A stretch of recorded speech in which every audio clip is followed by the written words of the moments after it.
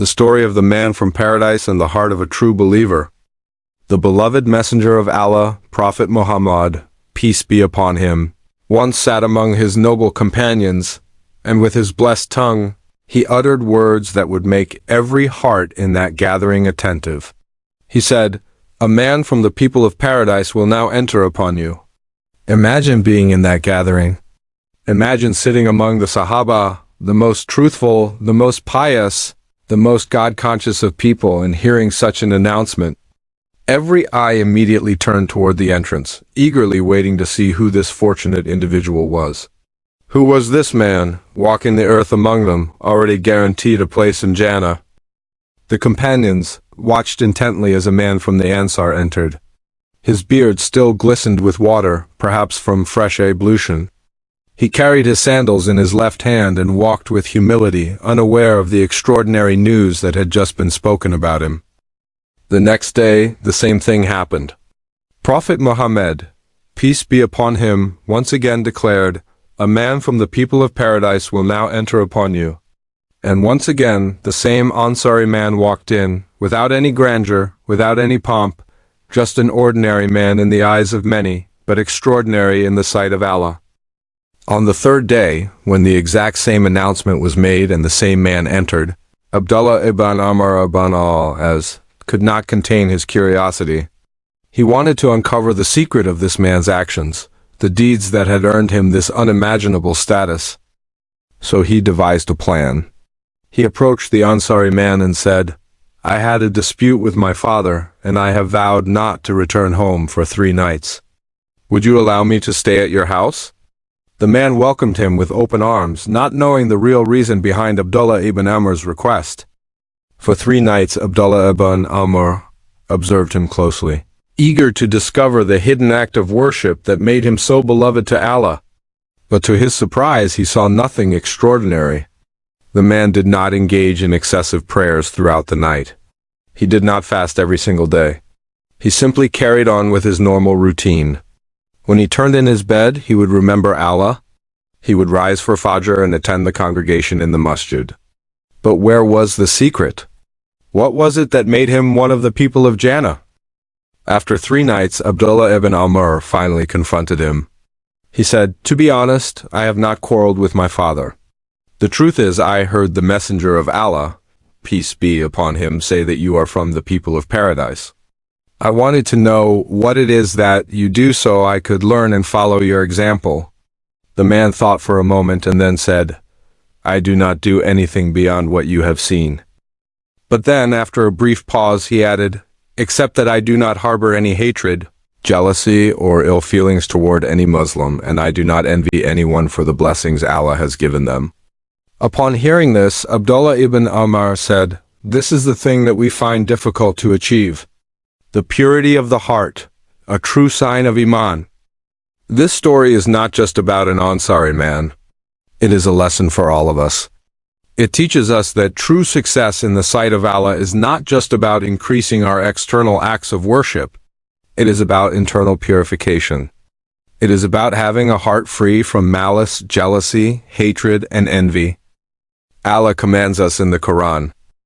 The voice you selected does not support this language. Please click the upper right corner to switch to another voice. The voice you selected does not support this language. Please click the upper right corner to switch to another voice. Surah Ash-Shu'ara 26-88-89. A kalb salim, a sound and pure heart, is one of the greatest treasures a believer can possess. We strive to beautify our outward actions, but do we take time to purify what is inside? Look at how many of us today hold grudges against family members, neighbors, or friends. We allow trivial matters to create years of separation between us. We ignore the words of the Prophet Muhammad, peace be upon him, who said, "It is not permissible for a Muslim to boycott his brother for more than 3 days.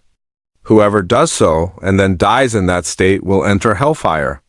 Sunan Abu Dawud, is our pride worth risking Jannah? Is our ego more valuable than Allah's forgiveness?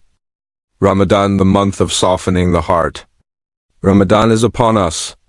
This is the month when the Quran is revealed. This is the month of mercy, the month of seeking forgiveness, the month of softening our hearts. Yet, for many of us, Ramadan comes and goes and our hearts remain unchanged. Why is it that the Quran does not impact us the way it impacted the Sahabah? Why do we not cry when we hear its verses? Why is our heart so hardened? Allah describes this condition in the Quran. The voice you selected does not support this language. Please click the upper right corner to switch to another voice. Surah Al-Baqarah 2-74. One of the biggest reasons our hearts harden is because of sin. Sins create a barrier between us and Allah. And one of the greatest sins that blocks the mercy of Allah is holding grudges and breaking ties. Prophet Muhammad, peace be upon him, said, "On the 15th night of Shaban, Allah forgives all his servants except two, a mushrik, one who associates partners with Allah, and one who holds a grudge." Ibn Majah. This means that if we enter Ramadan while holding enmity in our hearts, we could be depriving ourselves of Allah's forgiveness. Forgive for the sake of Allah. Look at the example of Abu Bakr as-Siddiq. When his own relative, Mistah, spread slander against his beloved daughter Asha, Abu Bakr was deeply hurt. He had been financially supporting Mistah, but after the slander he decided to stop. Then Allah revealed, "The voice you selected does not support this language. Please click the upper right corner to switch to another voice. Do you not love that Allah should forgive you?" Surah Nur 24-22. Upon hearing this, Abu Bakr immediately said, "Yes, by Allah, I love for Allah to forgive me." And he resumed his financial support for Mistah. This is the heart of a true believer, one who does not seek revenge but seeks Allah's mercy. My dear brothers and sisters, Ramadan is coming. If you are holding a grudge against someone, forgive them for the sake of Allah. Before you break your fast, before you raise your hands in dua, cleanse your heart. Because a heart filled with hatred cannot truly receive the light of Allah. May Allah purify our hearts and make us among those who enter Jannah, not just because of our prayers and fasting, but because of the sincerity and purity of our hearts. Ameen. The heart that forgives is the heart that finds peace. My dear brothers and sisters, forgiveness is not just about letting go of a grudge, it is about freeing yourself from the burden that weighs heavily on your soul. Many of us carry pain in our hearts because of past betrayals, hurtful words, or unjust actions. We replay those moments in our minds, allowing them to consume our peace. But the reality is, when we refuse to forgive, we are the ones who suffer the most. Have you ever noticed how some people, despite going through immense hardship, still radiate peace and tranquility? It is not because their lives are perfect, it is because they have chosen to cleanse their hearts. They have understood that forgiveness is not for the other person, it is for themselves. The Prophet Muhammad, peace be upon him, taught us a powerful lesson when he said, "The strong person is not the one who can wrestle others, but the one who can control himself when he is angry." Sahih al-Bukhari. True strength is not in getting revenge. True strength is in restraining your anger and choosing to forgive. Because when you forgive, you take control of your own heart, rather than letting anger and resentment control you. Shaytan's deception. Breaking ties is not a small matter. Shaytan will come to you and whisper, "Why should you forgive? Don't you remember what they did to you? If you forgive, they will take advantage of you again." But think about this: who benefits when we refuse to forgive? Who is the one celebrating when families are torn apart? Who rejoices when two brothers do not speak to each other for years? It is Shaytan. He works tirelessly to divide us. He whispers into our hearts, convincing us that cutting ties is not a big deal. But our beloved Prophet Muhammad, peace be upon him, warned us. The deeds of people are presented to Allah every Monday and Thursday, and Allah forgives all those who do not associate partners with him except the one who has enmity with his brother. It is said, "Leave them until they reconcile." Sahih Muslim. Imagine this. Your fasting, your prayers, your charity, all of it could be on hold because of a grudge. Your book of deeds is waiting for your heart to soften, waiting for you to utter the words, "I forgive you for the sake of Allah." Ramadan, a time to heal. Ramadan is a time when the hearts of believers soften. It is a time of mercy, a time when Allah opens the doors of Jannah and locks the doors of hell. It is a time when we seek His forgiveness. So how can we expect Allah to forgive us when we are unwilling to forgive others? The Prophet Muhammad, peace be upon him, said, "Show mercy, and you will be shown mercy. Forgive, and you will be forgiven." Musnad Ahmad. If we want to enter Ramadan with a heart that is truly receptive to Allah's mercy, we need to remove the barriers that block it.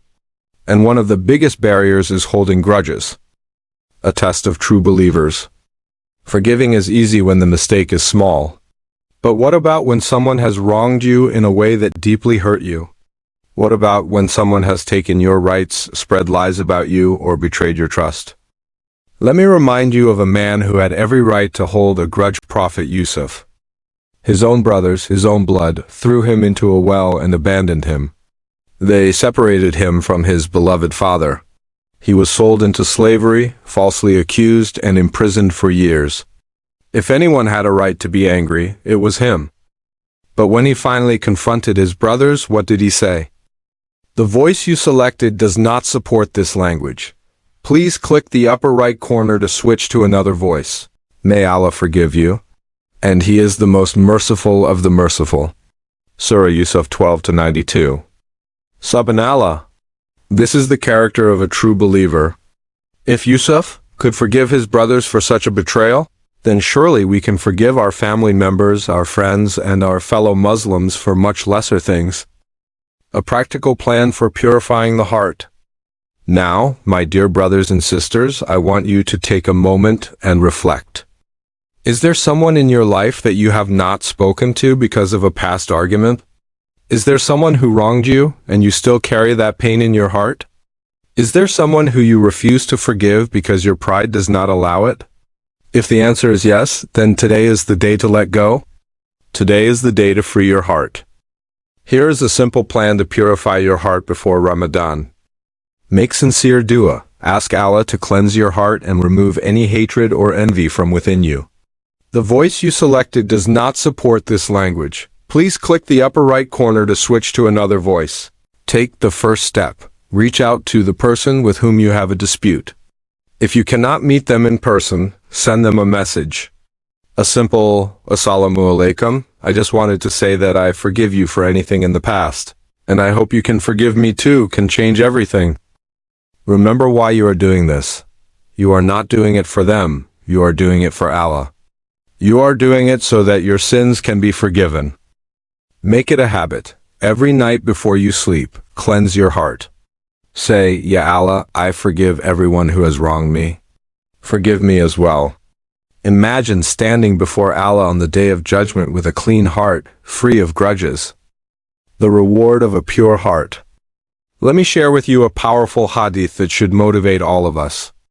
The gates of paradise will be opened on Mondays and Thursdays, and every servant who does not associate anything with Allah will be forgiven, except for the one who has a dispute with his brother. It will be said, delay these two until they make amends. Sahih Muslim. My dear brothers and sisters, Jannah is waiting for you. Imagine being among those who enter paradise with a heart full of peace, with no grudges, no resentment, just pure love for the sake of Allah. So before this Ramadan begins, take a deep breath. Let go of the pain. Let go of the anger. Let go of the resentment. Forgive for the sake of Allah, and He will elevate you in ways you cannot imagine. May Allah grant us all a pure heart, free from hatred, envy, and grudges. May He allow us to enter Jannah with hearts full of peace and love for one another. The voice you selected does not support this language. Please click the upper right corner to switch to another voice. The voice you selected does not support this language. Please click the upper right corner to switch to another voice. The voice you selected does not support this language. Ameen.